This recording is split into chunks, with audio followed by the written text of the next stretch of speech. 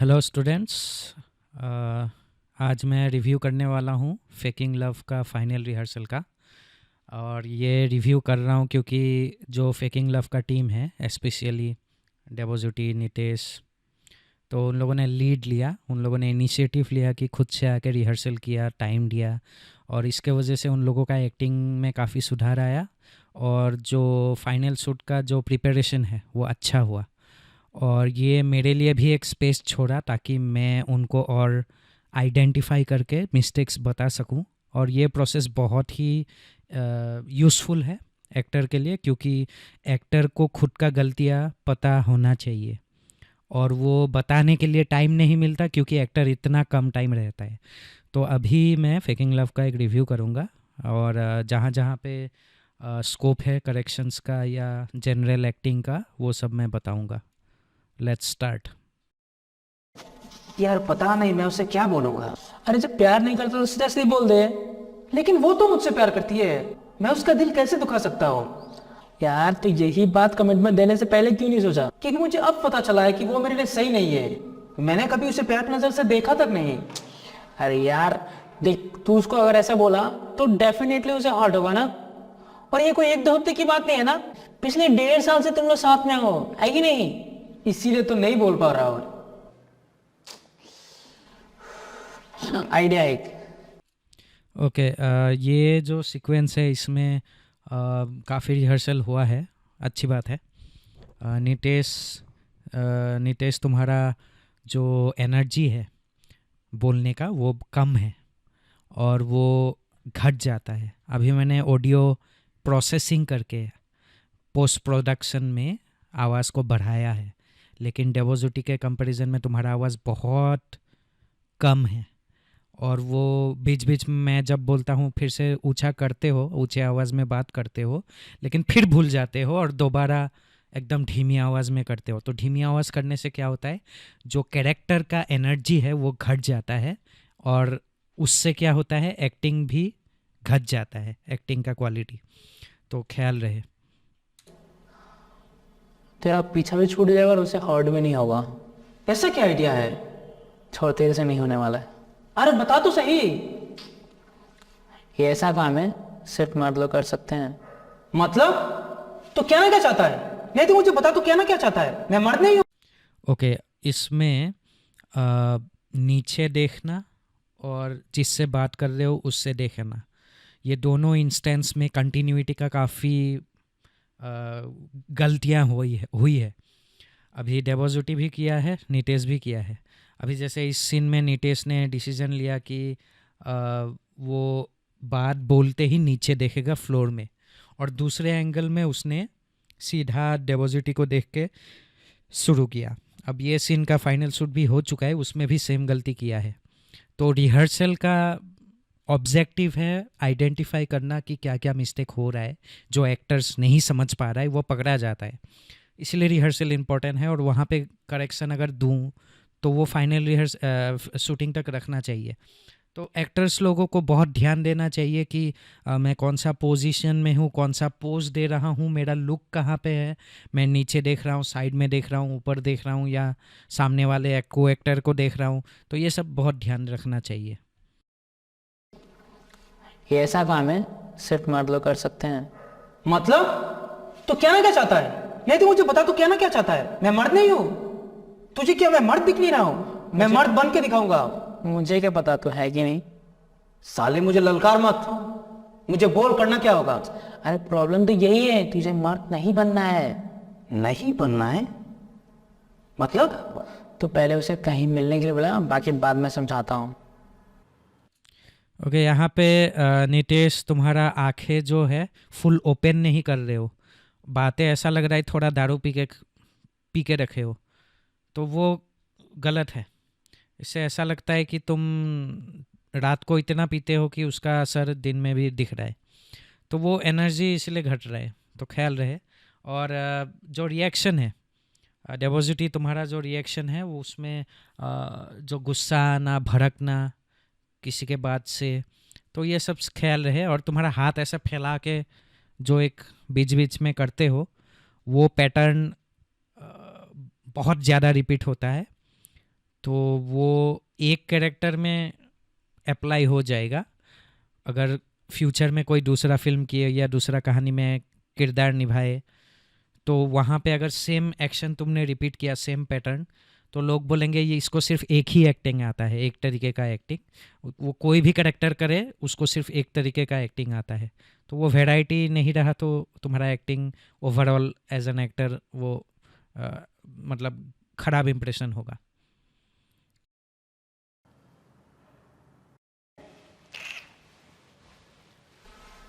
Best जगह है। तू श्योर है ना ये काम करेगा? अरे बोला ना 100%। यार तू जब भी ऐसा बोलता है कुछ ना कुछ गड़बड़ हो ही जाता है। देख देख आ रहे हो। ब्लूटूथ ऑन रखना, इस सारे दिन मैं आ ठीक है तो पास में रह।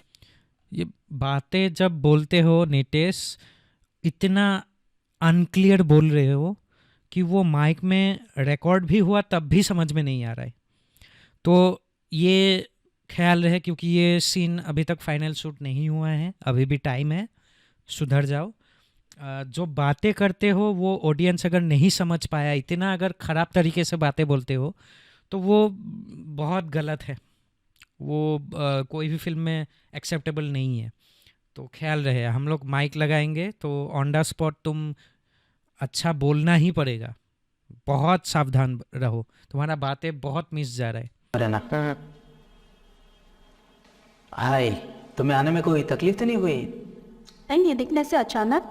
हाँ, बात ही कुछ ऐसा था। ठीक है तुम डेबोजुटी, तुम ज़्यादा कैजुअल बन जाते हो, मतलब सीरियसली बातें करते हो, लेकिन यहाँ जो सिचुएशन है तुमको नर्वस होना पड़ेगा, तुम्हें टेंशन होना पड़ेगा, तुमको डर लगना पड़ेगा। तो ये सब इमोशंस तुम्हारे बातों में, तुम्हारा बॉडी लैंग्वेज में, तुम्हारे चेहरे पे दिखना चाहिए। और वो मैं तुमको बार बार याद दिलाना पड़ रहा था। इसमें बहुत रीटेक्स गया जस्ट बिकॉज तुम वो इमोशंस नहीं दिखा रहे थे। तुम बहुत कैजुअली एकदम फ्लैट विदाउट इमोशन एक्सप्रेशन बातें बोल रहे थे। तो वो रीटेक में तुमने अच्छा दिया, लेकिन जो तुम रिहर्सल में गलती कर रहे हो वो फाइनल शूटिंग में भी गलती करोगे और उससे बहुत टाइम वेस्ट होगा। तो बी वेरी केयरफुल। जो जब तुम एक कैरेक्टर करते हो उसमें जो इमोशन रिक्वायरमेंट है वो तुमको हर बार जब डायलॉग बोलोगे हर बार दिखाना पड़ेगा। वो तुम अगर एक दो रीटेक देने के बाद दोबारा फिर से कैजुअल या एकदम फ्लैट सीरियस टोन में डिलीवरी करो तो वो एक्टिंग नहीं बोलते, वो बहुत ख़राब एक्टिंग होता है, इसलिए बहुत केयरफुल होना। ओके, एनीवेज आओ बैठो, मिलके बात करते हैं।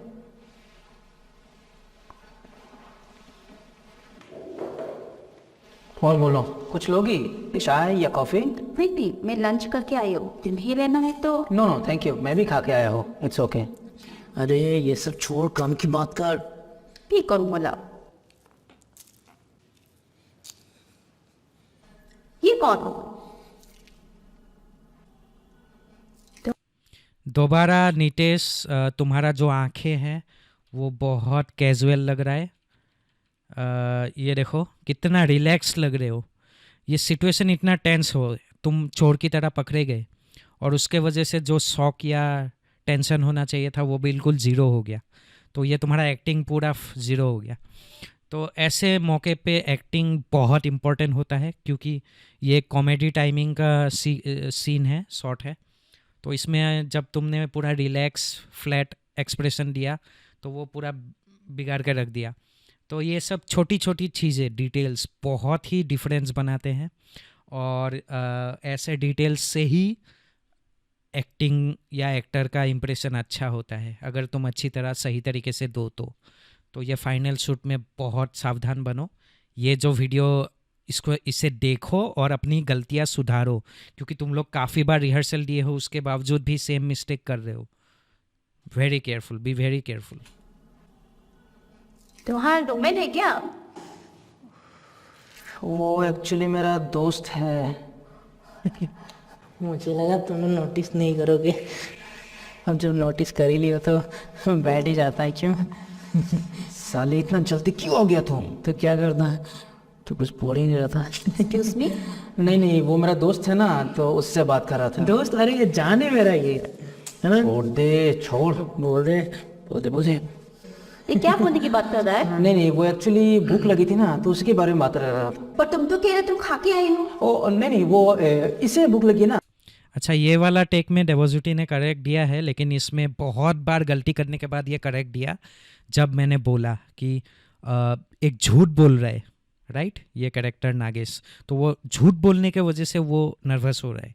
तो जब उसका झूठ पकड़ा जाता है तो वो खलबली मच जाता है, थोड़ा वो लुढ़क जाता है और वो मतलब पैनिक टाइप होता है, तो वो चेहरे पे दिख रहा है। तो ये मेकअप किया, मतलब रिकवर किया डेवोसिटी ने, लेकिन फाइनल शूट में भी बहुत हाई चांस है कि सेम मिस्टेक करोगे।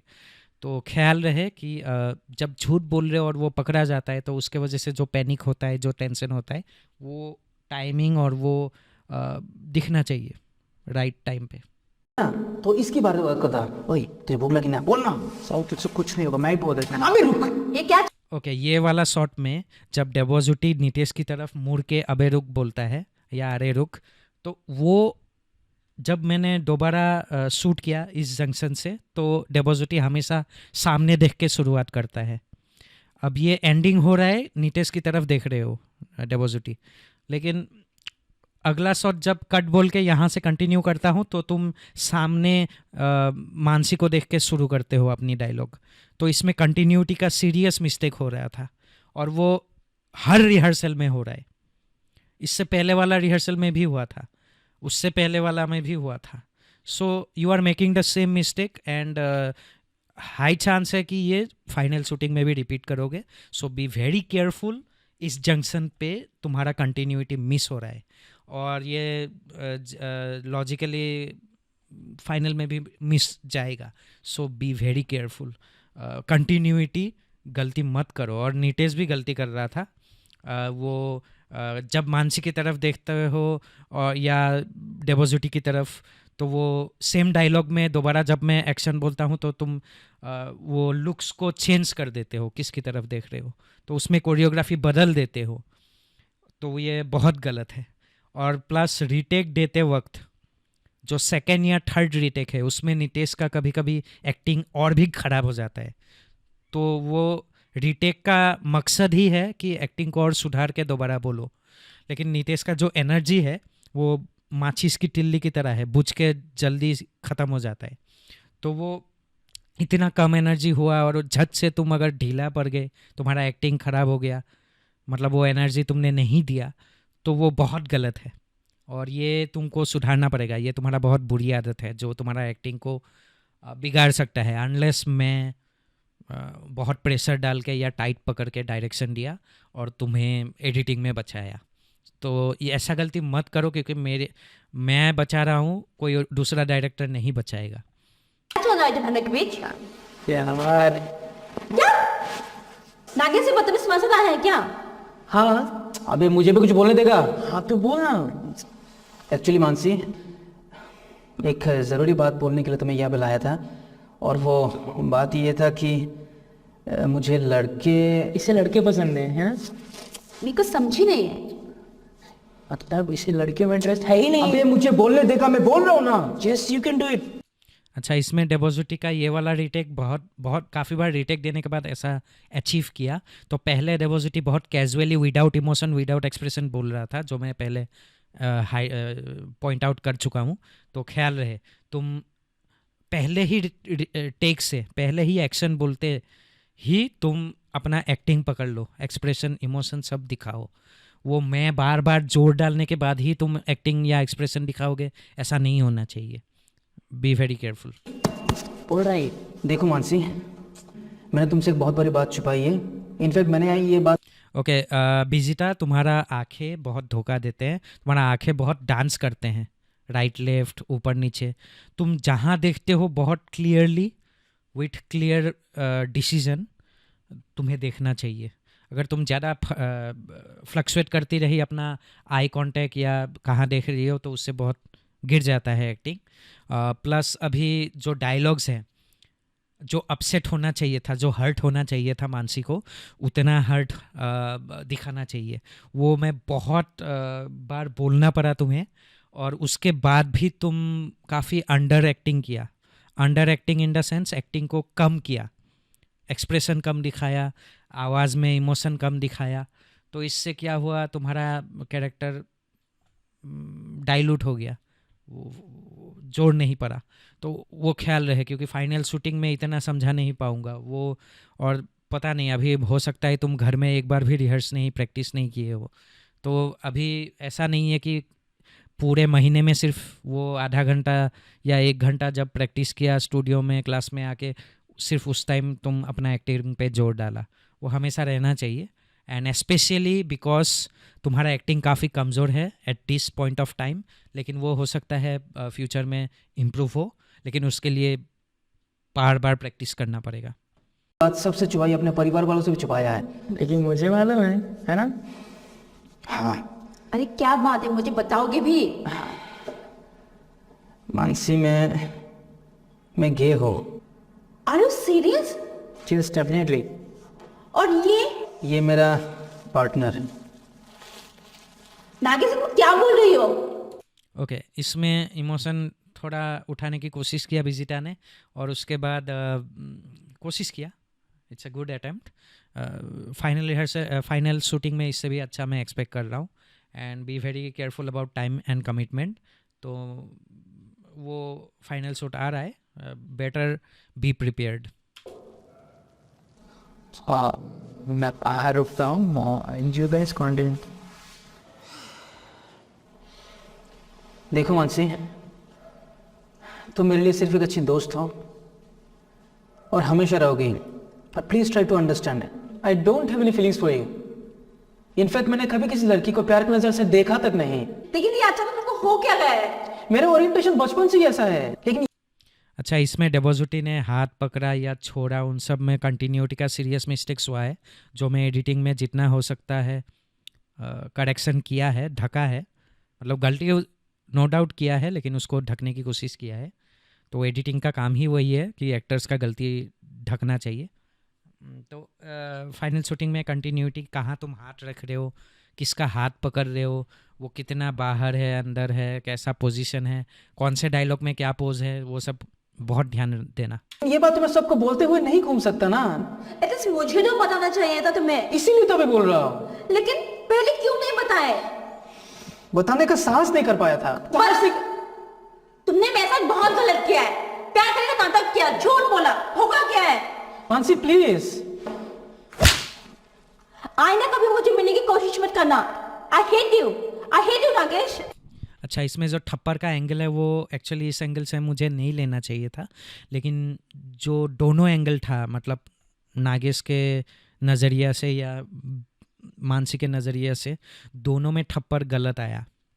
तो वो मूवमेंट एक्चुअली बहुत ज़रूरी है, और ये पता नहीं रिहर्सल में तुम लोगों ने क्यों नहीं ध्यान दिया, लेकिन ये फाइनल शूट में प्रॉब्लम होने वाला है अगर ये बार बार रिटेक गया तो तुम लोगों को मेरे ख्याल से फाइनल शूट से पहले इसको प्रैक्टिस कर लेना चाहिए ये, क्योंकि असली अगर नहीं लगा तो कॉमेडी हो जाएगा।